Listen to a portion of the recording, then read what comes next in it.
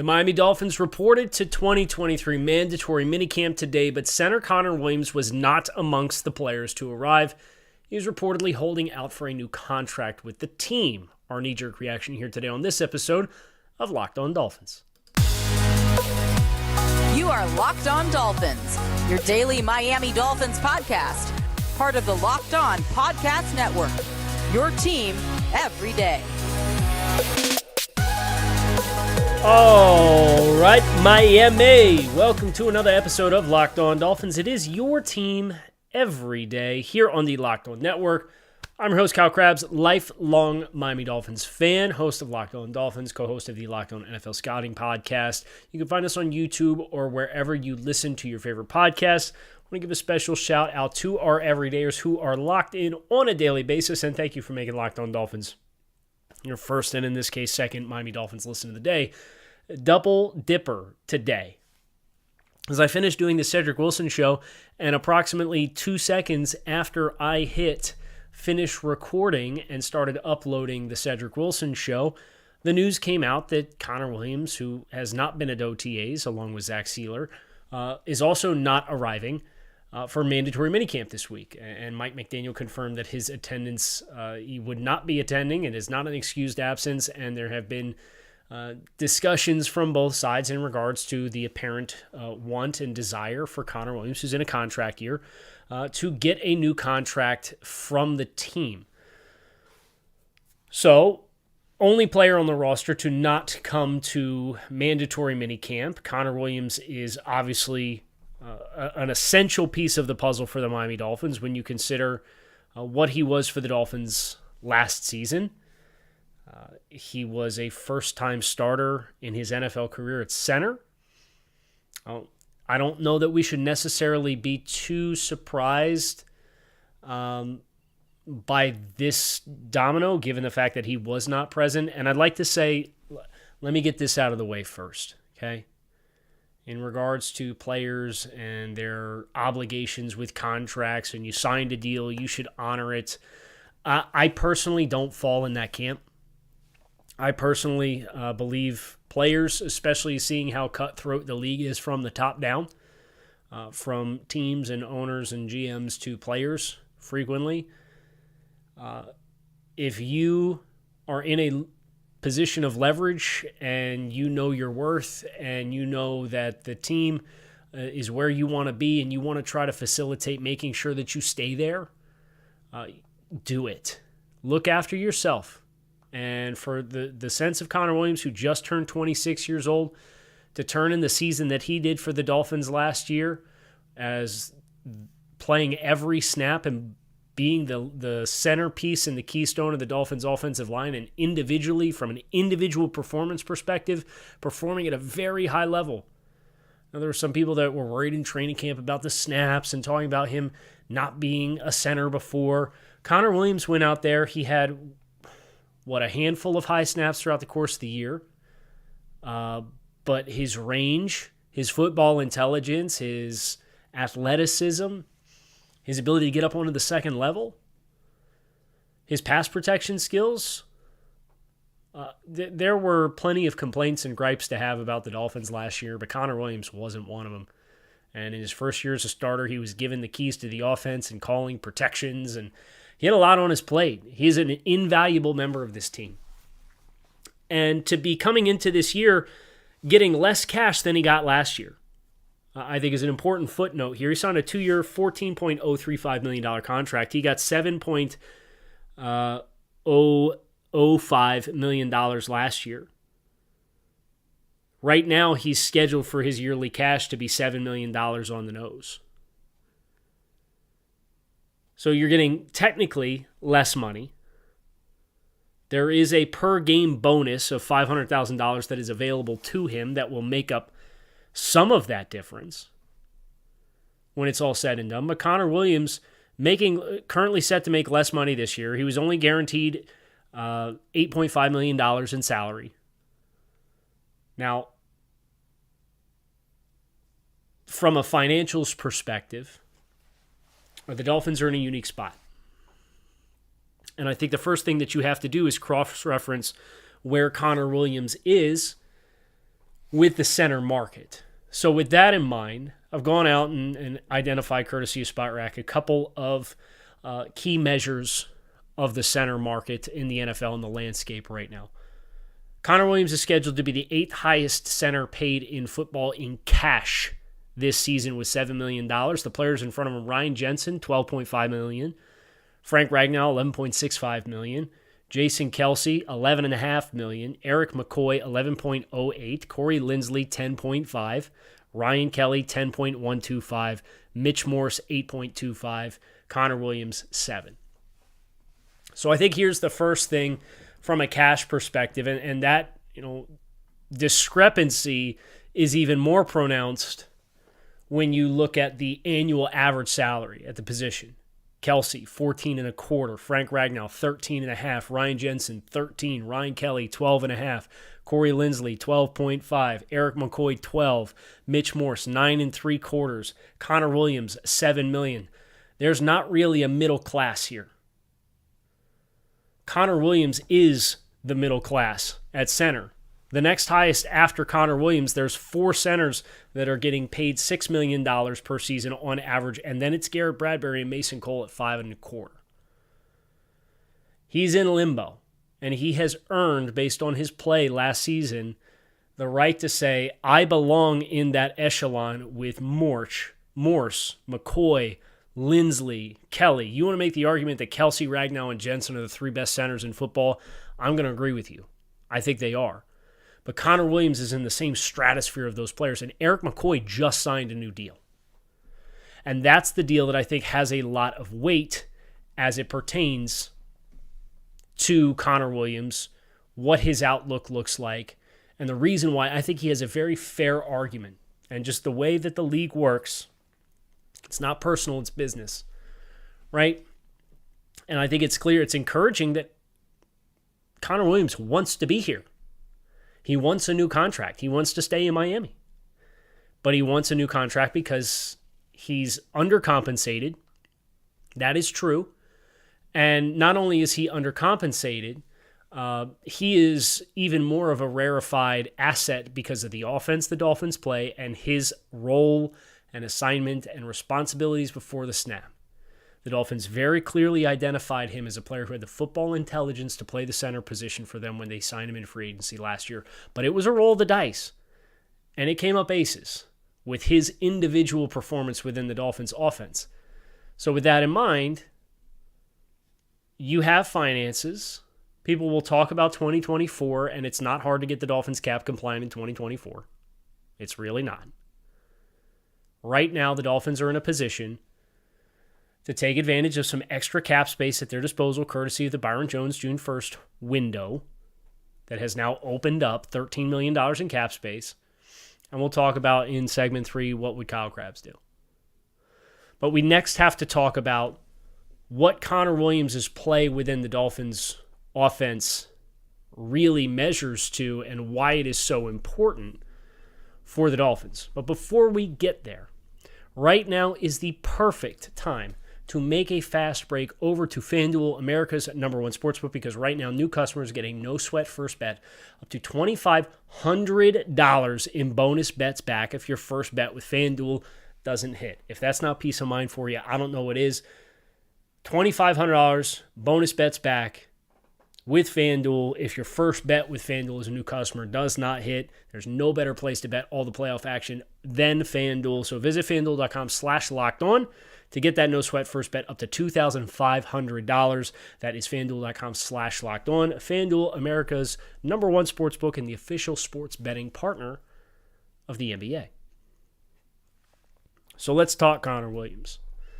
I know the skeptics of Connor Williams early in the season last year would point to the Pro Football Focus numbers. And I've said a number of times, I think Pro Football Focus has an outstanding amount of value for a lot of reasons, but their individual player grades is not on the lexicon of things that I highly covet and take a lot of stock into.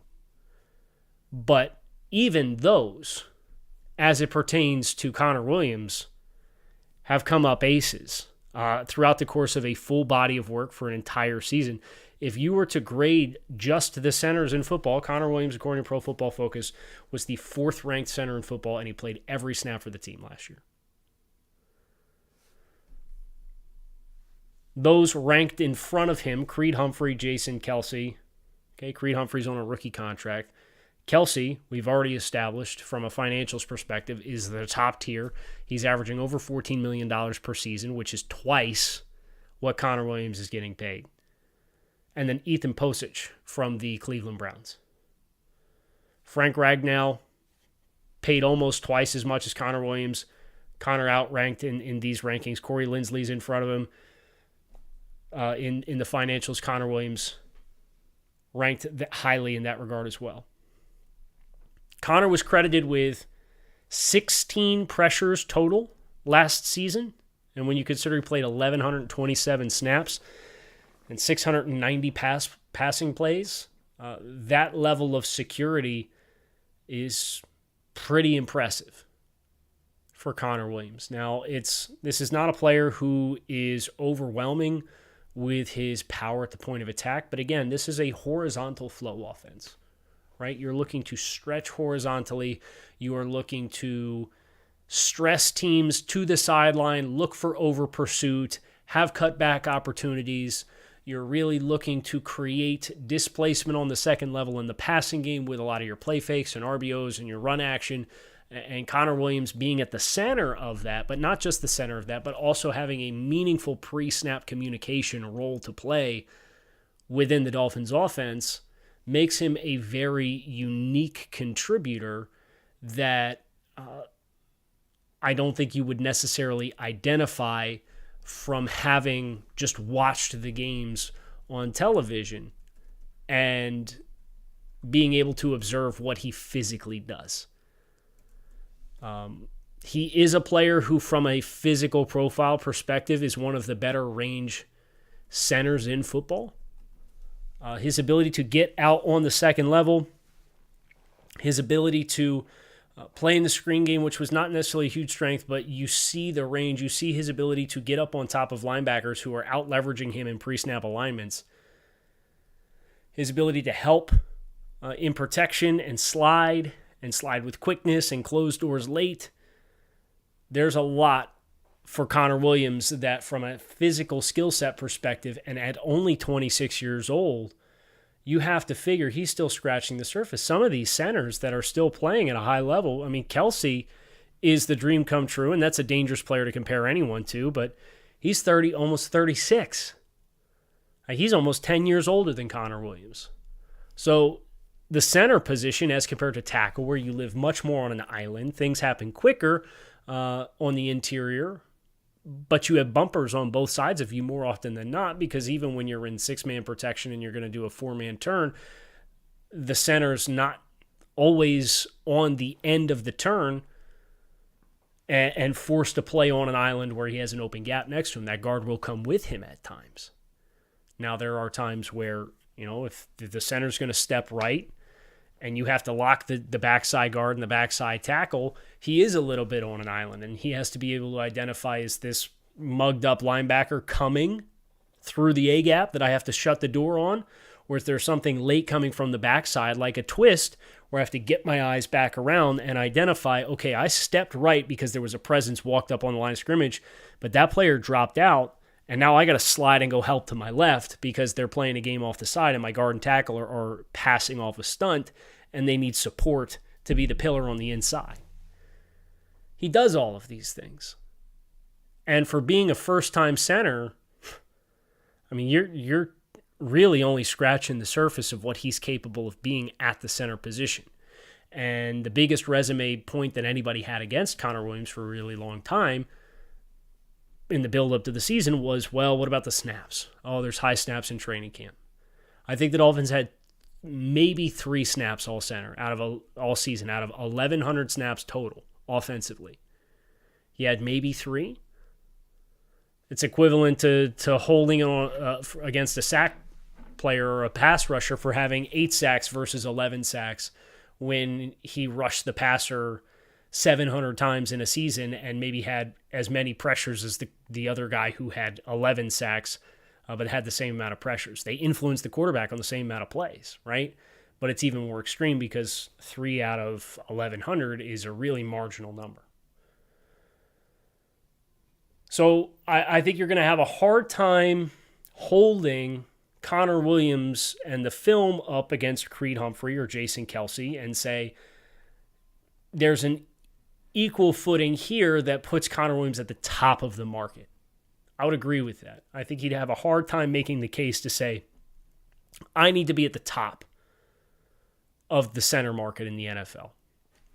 But he does not deserve to be in the middle class of the economics of the position anymore, which is why for me, what I've done is I've gone over to overthecap.com.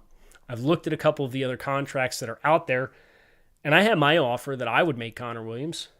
I don't know that he would take it, but if I called up Drew Rosenhaus and said, hey, this is the framework, the rough framework, I'm sure there's more flexibility the Dolphins could build in with guaranteed money and how they strategize roster bonuses versus fully guaranteed salary and so on and so forth. But I at least wanted to put together some of the raw financials. And if you're going to be on YouTube, I will have this up so you can see kind of what I'm talking through, if it would help you as well. So that's what we're going to finish with here on this episode of Locked On Dolphins. I'm going to put together what my offer would be for Connor Williams to end this holdout quickly and get him back in camp and, more specifically, under contract long-term for the Dolphins. I mentioned the Eric McCoy deal. Eric McCoy signed a 5-year, $60 million contract that featured an $8 million signing bonus, $20 million in guarantees, and an annual average salary of $12 million. It's a 5-year contract. McCoy in 2023 will earn $1.08 million with a restructure bonus of $10 million while carrying a cap hit of under $4.75 million. So McCoy was in the last year of his deal. They reworked him. He got $11 million in cash with a salary cap hit this year of $4.6 million. Okay? An average of 12 per season. What I have put together is a 5-year, $55.08 million contract proposal that I would like to send to Connor Williams. So if you're on YouTube, I just pulled this up. There's 2 ways to look at contracts in the NFL. You can either choose to look at new money or total value. So while Connor Williams is under contract this year, and he's currently under contract for $7 million, what I would like to do is I would like to give him a $10 million signing bonus. I'd like to give him a roster bonus, and I'd like to give him the minimum salary. So if you gave him a $10 million signing bonus, and he got a $5 million roster bonus this year, and then his base salary, aka his game checks that he got paid prorated throughout the course of the season, was the veteran's minimum at $1.08 million, he would get over $16 million in cash this year, and the salary cap hit would be $9.455 million. So while the salary cap hit is going up almost $2.5 million this year, remember, the Dolphins have an extra $13 million in cap space. And the reason you give him $16 million between a roster bonus, a signing bonus, and a base salary in the first year is you could say, look, Connor, we want to pay you what you're worth, but we have to acknowledge that the salary cap for 2024 is going to be a little snug. So we'd like to give you 16 this year and then give you 4 next year. So your first 2 years on the deal, you're getting $10 million per season on average, but we're going to front load the first 2 years of the deal, so your salary cap hit for 2024 is only $6 million. So the cap hit goes up this year, and then year 2 of the contract is a reduced salary cap value so that Connor still gets reasonable money. He's getting 8 figures per season on average across the first 2 years of the deal. You're just giving him 16 up front, which would catapult him into first place in cash. Right now, first place in cash this season is Ryan Jensen with 12.5. And then the 2-year salary, or the 2-year total, would be 10. And if you took that average, it's about 6th across NFL centers, so it's up higher. And then after the first 2 years, in which he gets $20 million in cash across the first 2 years, distributed in such a way that allows the Dolphins to fill some of their $13 million in Byron Jones money into the new Connor Williams contract and a reduced cap hit number in 2024, 2025, 2026, and 2027, the last 3 years of the deal, you're talking $13.5, $14.5 million per season. And if you fully guaranteed 2025 and almost half of 2026, you would give $32 million fully guaranteed across $48.5 million in new money, and across the $48.5 million in new money across 4 new years of the deal, that average for Connor would be 12.14. And then you can say to Connor, that 12.14, if you look at that through the lens of the hierarchy in the NFL, passes Mitch Morse, and it technically passes Eric McCoy. It puts you within $500,000, within $350,000 per year, of 4th place in the NFL stratosphere, where you're only comfortably behind Jason Kelce, Frank Ragnow, and Ryan Jensen. You are a hop, skip, and a jump away from being the same as Ryan Kelly and Corey Linsley. That's your sales pitch. So the way that this would work that benefits Connor Williams is he gets paid up front, and he gets paid more than 2x what he's scheduled to get paid this year. Across the first 2 years, well, now you're still almost 3x, because you're scheduled to get $7 million and that's it, versus 20 across the first 2 years. And then in year 3, you give him an $11 million cash salary when things open back up in 2025. So across the first 3 years of the deal, he's ended up receiving $31 million in cash. So he's collecting 10.3 per season approximately across the first 3 years. That average cash, again, takes him out of the firm middle class and puts him into the same stratosphere as the upper class of financial players. That would be my offer to Connor Williams. And again, I can't guarantee that he would take this. But what I can guarantee is teams or teams that represent players love having an opportunity to point to certain lenses and focuses to put the contract through in order to say, our player is very well represented here. Now, case in point, if you looked at guaranteed money, the percentage of the contract that is guaranteed, this is a lens for this contract that would be very favorable for Connor Williams. The current highest amount of guaranteed money at signing for a center in the NFL is Ryan Kelly with $30 million. And that was 60% of the total value of his contract. This proposal has $32 million in full guarantees at signing. His signing bonus, his roster bonus, his 2023 salary, his 2024 salary, his 2025 salary, and $5 million of his 2026 salary. So you're locking Connor Williams in effectively for 3 years, and then you can open up the conversation to say, okay, you're getting closer to 30. You've got half your salary in 2026 is guaranteed. You got a $13.5 million cap hit that's scheduled. You got a $14.5 million cap hit for the last year of your deal in 2027 based on this proposal that we have. Do we want to move on? Do we want to trade you? Do we want to extend you, restructure you, whatever? And you have a lot of flexibility to do that. It's effectively, practically a 3-year deal for Connor Williams. And then the last 2 years of that, you can be much more fluid with to determine if his base salary that is not fully guaranteed is something you're interested in taking on or not. But Connor Williams could take this contract of 5 years, $55 million total, 4 years, $48.5 million in new money, and say, well, they're giving me $32 million at signing. That's the highest any center in the league has right now. And that's the win for Connor Williams to say, well, most guaranteed money for a center in the NFL. The new years of the contract, yeah, you're talking sixth highest paid center in football.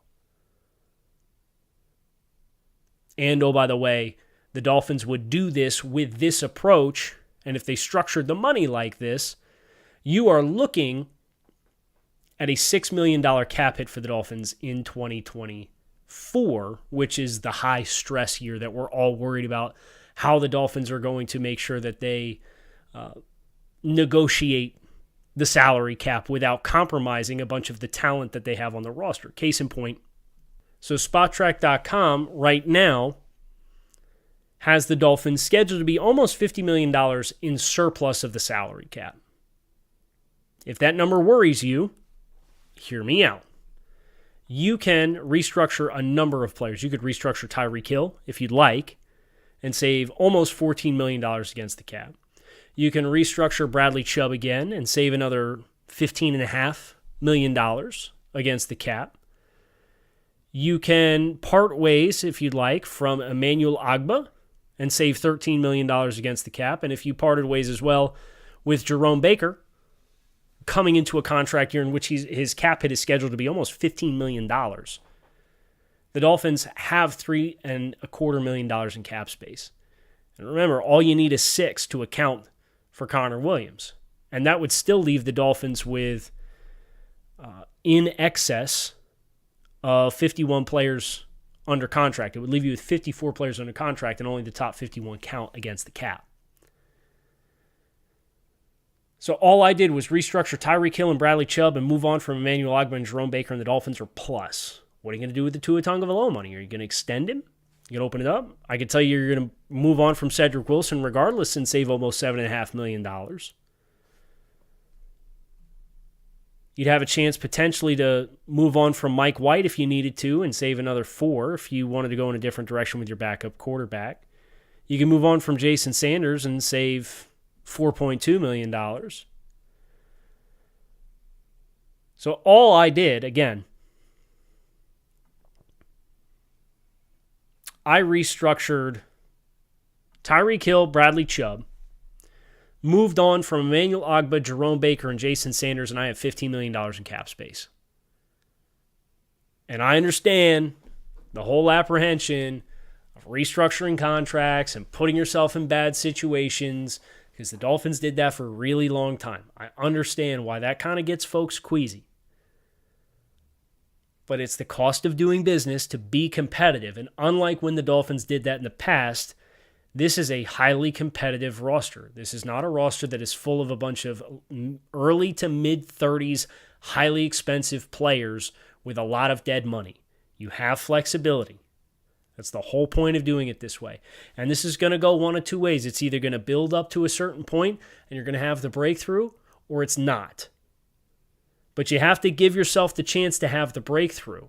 And then once you have the breakthrough, and hopefully that comes in 2023, you do your best to ride the wave as long as you can. And then you transition. And for the sake of the Dolphins, again, they have $105 million in cap space currently scheduled for 2025. Now, you'd lose some of that with the Connor Williams extension. But isn't that the point, to retain as many good players as you possibly can? And our proposal here, I think, is a perfectly fair market value for Connor Williams that would allow the Dolphins to minimize his year 2 salary cap hit, get him the money that he earned based on his play last year, and get him back in camp. We'll see what the Dolphins do. Hope you keep it locked in right here on Locked On Dolphins. It is your team every day. Fins up. Appreciate you guys for checking out the show. You can find us again on YouTube or wherever you listen to your favorite podcast. Please hit subscribe on the channel. Click the bell to get the notifications on YouTube. Comment, subscribe, follow along for this ride. I'm your host, Kyle Krabs. Talk to y'all again soon. Fins up.